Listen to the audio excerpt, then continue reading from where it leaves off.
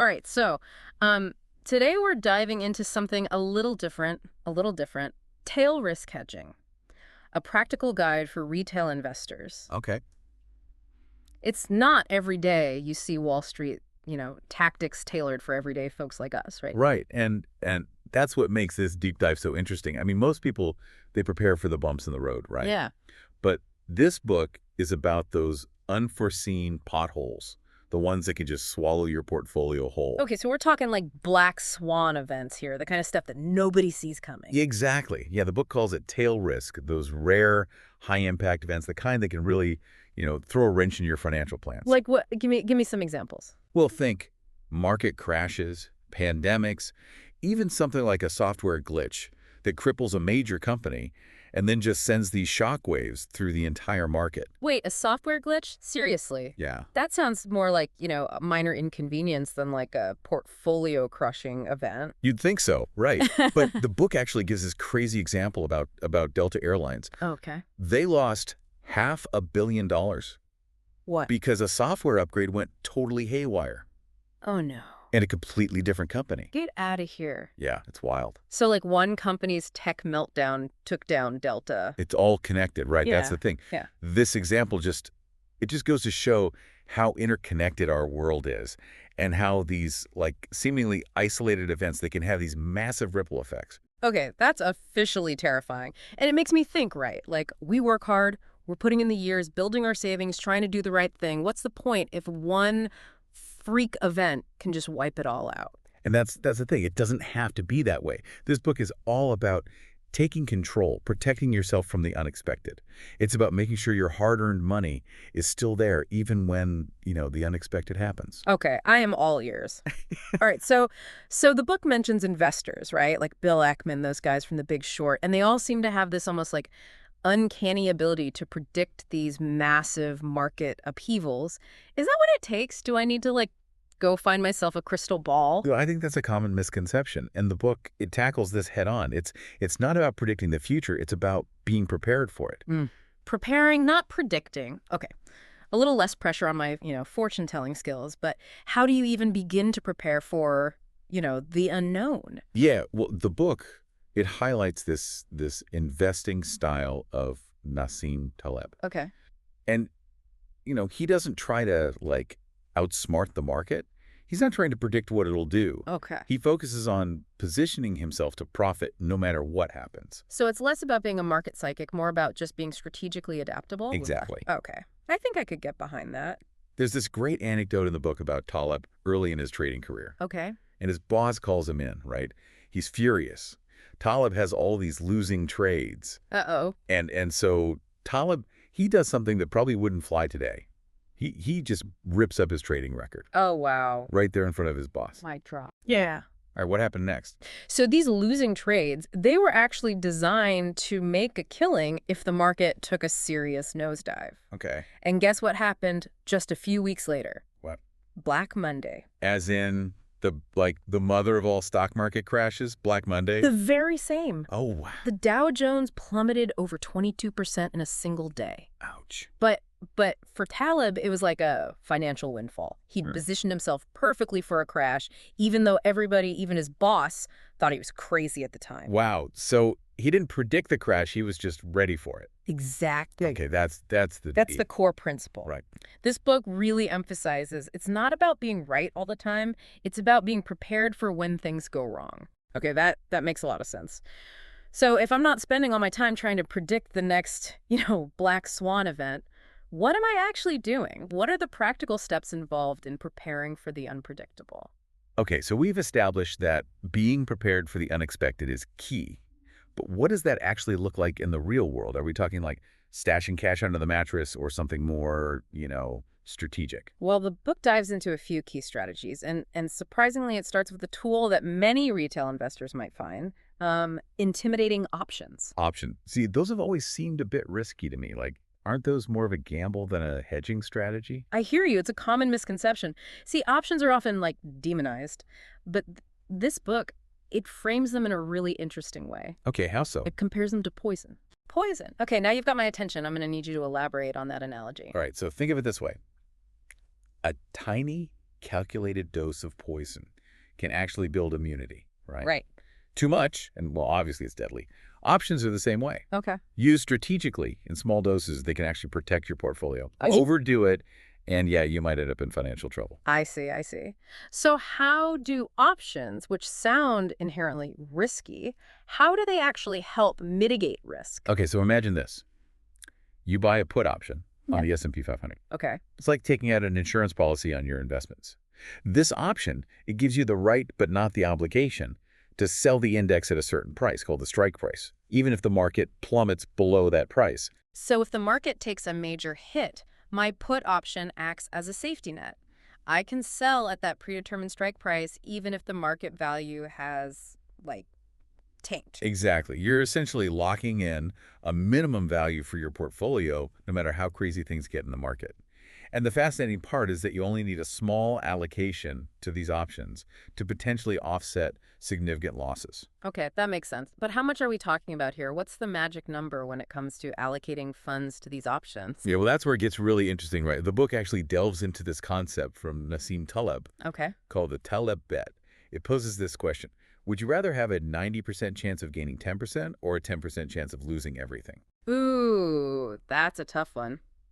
On the one hand, 90% chance of winning sounds pretty good, but then again, the thought of losing everything is terrifying, even if the odds are low.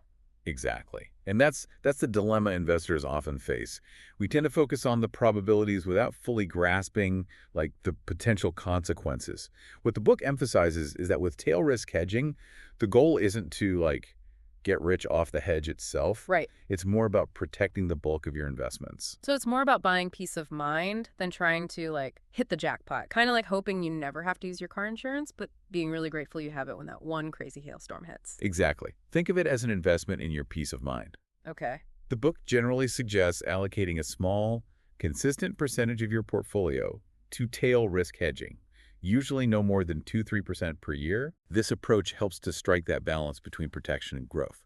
Okay, 2–3% seems like a reasonable price to pay for that kind of insurance. But the book also touched on the idea that hoarding too much cash can lead to missed opportunities for growth.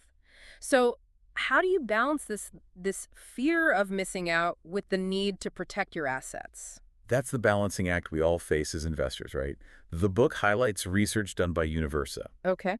a firm specializing in tail risk hedging, suggesting that over time, a portfolio overly reliant on cash or bonds might actually underperform a portfolio fully invested in stocks. Wait, really? So playing it too safe can actually hurt you in the long run? It can, particularly if you're investing for the long haul.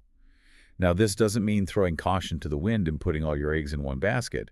It means finding that sweet spot where you're participating in market growth while having a safety net in case things go south. All right, so finding that balance is key. But what about other hedging options besides these put options? People talk about bonds or even Bitcoin as like safer bets. Do those hold any weight in terms of tail risk hedging? So when it comes to hedging against these black swan events, are we putting all our eggs in the options basket or are there other contenders out there worth considering? Yeah, I mean, those alternative hedges, they can seem appealing Right. at first glance, but, they come with their own set of risks and trade-offs. Okay. The book argues that while assets like bonds or even Bitcoin, they might offer some downside protection. They often lack that explosive upside potential that options can provide during a market downturn. Explosive upside potential. Now you're speaking my language. Yeah. Tell me more about this explosive potential. Okay, so it all boils down to leverage. Options give you the ability to control a large chunk of stock with a relatively small investment up front. So when market volatility spikes, which it tends to do during a crash, the value of those options, it can skyrocket. Okay. It's like they have this built-in amplifier effect that kicks in when you need it most. So if things go south, my little option could suddenly pack a big punch. Exactly. Okay. And remember, you only need to dedicate a small portion of your resources to maintain that leverage. It's a powerful tool for protection when used correctly. Okay, color me intrigued. So we talked about those S&P 500 put options earlier. Are there other ways to use options for this kind of tail risk hedging? I'm all for, exploring different strategies here. Absolutely. Yeah. The book actually gets into some more, I guess, nuanced option strategies, and one that stands out is the calendar spread. Calendar spread. That sounds more like something I'd find on my desk than in my investment portfolio. It might sound complicated, but it's actually a pretty elegant strategy. Hmm. Essentially, you're buying and selling options with different expiration dates. Okay. This can help to offset some of the costs associated with options trading Okay. and create a more favorable, I guess, risk-reward profile. So it's like a more strategic, nuanced way to play the options game than just buying those, straightforward put options. Exactly. Oh, And the book even dives into some specific calendar spread combinations that have historically worked well for investors, especially during periods of, significant market volatility. okay, this is all starting to make sense. But before we get too deep into the weeds of, specific option strategies, I have to ask about this always-on approach to hedging that the book mentions. Is it really necessary to keep this hedge in place all the time, even when the market looks, sunny and bright? That's the million-dollar question, right? Right. And unfortunately, there's no one-size-fits-all answer. It depends on your individual risk tolerance, your investment timeline, your confidence in the overall market conditions. Right, right. It's like that nagging feeling you get when you leave the house. Like, did I remember to lock the front door? Most of the time it's probably fine, but that one time you forget, disaster. That's a fantastic analogy. And just like remembering to lock your door, the cost of that peace of mind is relatively small compared to the potential fallout if things go wrong, right? The book shares a cautionary tale Okay. about CalPERS, a massive pension fund. Okay. They had been utilizing tail risk hedging strategies, Okay. but decided to pull out right before the COVID crash. Ouch. Talk about bad timing. Right. It underscores the point that even institutions with vast resources and expertise can fall prey to the very human tendency to underestimate risk, especially when times are good. It's easy to get complacent and think, oh, it won't happen to me. Right. It's a good reminder that we're all human. Sometimes those emotions get the best of us. But let's bring this back to our listeners, right? Who might be thinking this all sounds great in theory, but what about my specific situation? I don't just own the S&P 500. What if I'm heavily invested in a single stock like Tesla, or I've dipped my toes into the world of crypto? Yeah, and that's where this whole concept of tail risk hedging gets really interesting. Right. Because it's not just about protecting yourself from like a broad market crash. It's about identifying and mitigating those unique vulnerabilities within your own portfolio. So we're applying this tail risk thinking to like every investment decision we make, considering those, specific vulnerabilities of each stock or asset class. Precisely. For example, if you're heavily invested in a single stock like Tesla, you have to consider the company-specific risks that could, send the stock tumbling. Right. A sudden change in leadership, a major technological disruption in the EV space, government regulations, these could all significantly impact the stock's value. That makes a lot of sense. And I imagine those black swan events are even more pronounced in the crypto market with its inherent volatility and, lack of traditional regulation. Absolutely. So identifying those potential pitfalls, that's a crucial first step. And then you can explore hedging strategies that might make sense for your specific holdings. This has been a real eye-opener. This deep dive has me thinking beyond, my investment portfolio. Aren't there black swan events lurking in every aspect of our lives, our careers, our health, even our relationships? Absolutely. And that's what I find so compelling about this whole concept of tail risk. It's not just about managing your money. It's about cultivating a mindset that acknowledges and prepares for the inherent uncertainty of life. Mind blown. It's not about becoming like paranoid. It's just about being aware of those potential risks and having a plan just in case. Exactly. Knowledge is power. And now that you understand these concepts, you can approach your financial decisions from a more informed, more empowered place. Whether you choose to implement the book strategies or use them as a springboard for, further research, the key is to take control and make choices that align with your personal risk tolerance and financial goals. Well said. We've covered a lot of ground today, from the basics of tail risk to some, pretty sophisticated option strategies. But the biggest takeaway for me is this. Don't try to predict the unpredictable. Prepare for it. Couldn't have said it better myself. A little preparation can go a long way in protecting yourself from those black swan events that life throws our way. And on that note, until next time, happy hedging.